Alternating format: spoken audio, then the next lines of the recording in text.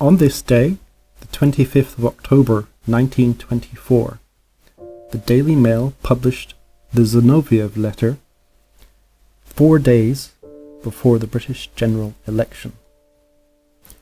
The great story is that this turned the electorate against the Labour Party, which suffered a great defeat. The reality is that it may not have had that much of an effect, and it probably was a forgery, and Zinoviev himself denied that he had written it.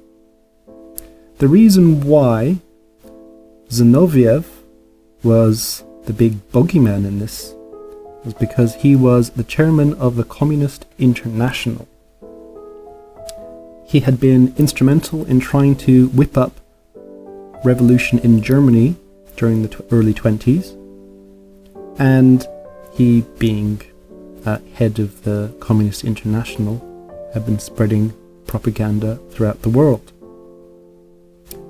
However, this letter probably was written by White Russians, probably in Riga, and maybe, possibly, with the knowledge of the Conservative Party, was put about as if it was real.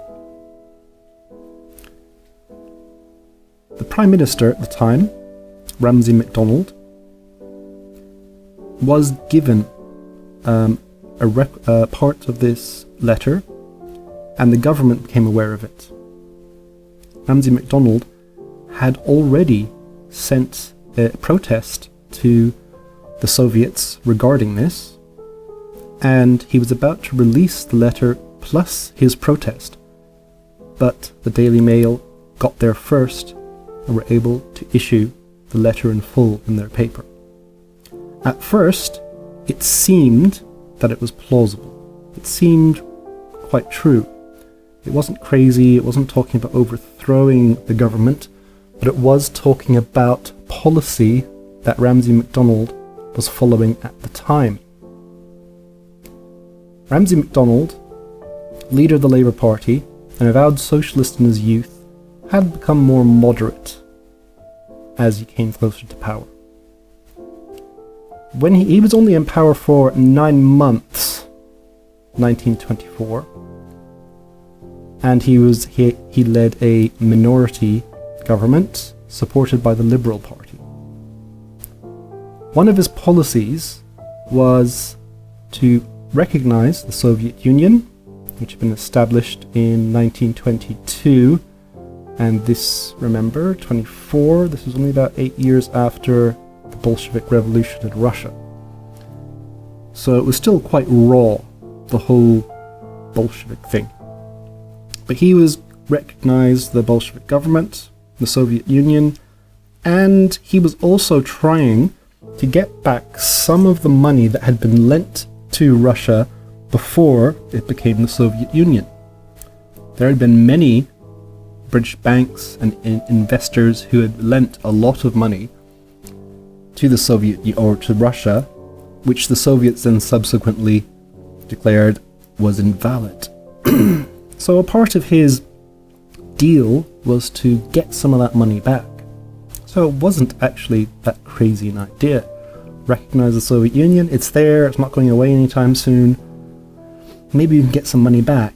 And a part of the carrot was he was going to loan the Soviet Union some money and increase trade between the countries, sign a trade pact so that they could actually start trading. And the Soviet Union needed foreign currency at the time, and Russia had a lot of primary products.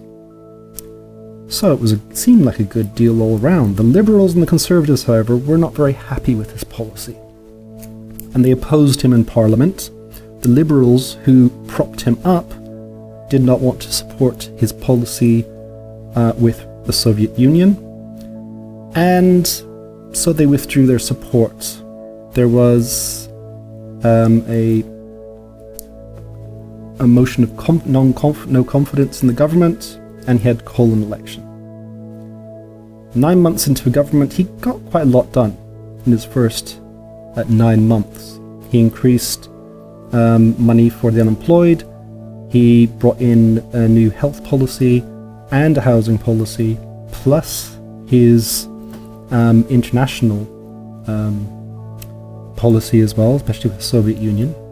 He achieved quite a lot in only 9 months, and being in a minority government and being the first quote-unquote leftist or socialist in British history to be in power. Now, the election was coming, and Labour was actually probably going to do quite well. So the idea was you release this letter and you scupper his chances of getting into power and the Labour Party of being in power with a majority for the next 5 years. Went ahead, Labour did lose. It lost 40 seats. However, it gained almost 1 million votes. What happened was the Liberal Party collapsed, but because of the way the election system works, first past the post, the Liberals lost 1 million votes, all went to Labour. Labour lost 40 seats, Liberals lost over 100 seats. So the Conservatives were able to get in because there was the competition between Labour and Liberal. That was the reason there was the landslide for the Conservatives. And it probably had very little to do with the Zinoviev Letter. However, many people who support Labour, or the Labour supporters at the time, were convinced it was this dirty trick that robbed them of the election.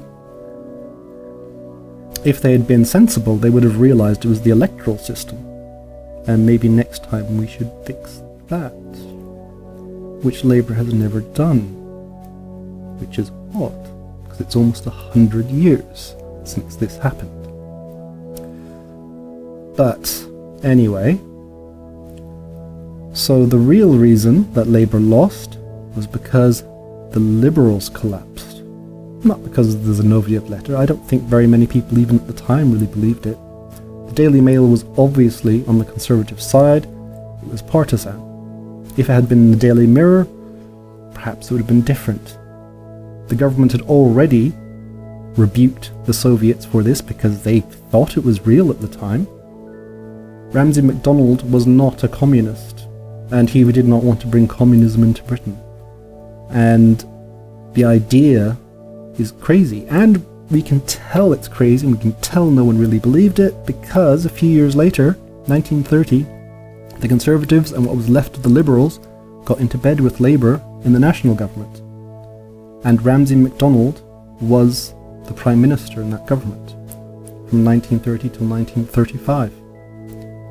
If they really believed that the Labour Party were communists and that Ramsay MacDonald was a communist sympathiser, there is no way that they would have got into bed with him at that point. So that alone would tell me that this was fake, at least, or even if it had been real, he had rejected it already completely. So, on this day, the Zinoviev Letter, the infamous Zinoviev Letter, is published. Labour, or Labour supporters, blame this letter in the Daily Mail for the Conservative landslide victory. It probably didn't have very much to do with it at all. Okay, so if you like these videos, like, subscribe, comment, and come back tomorrow for more.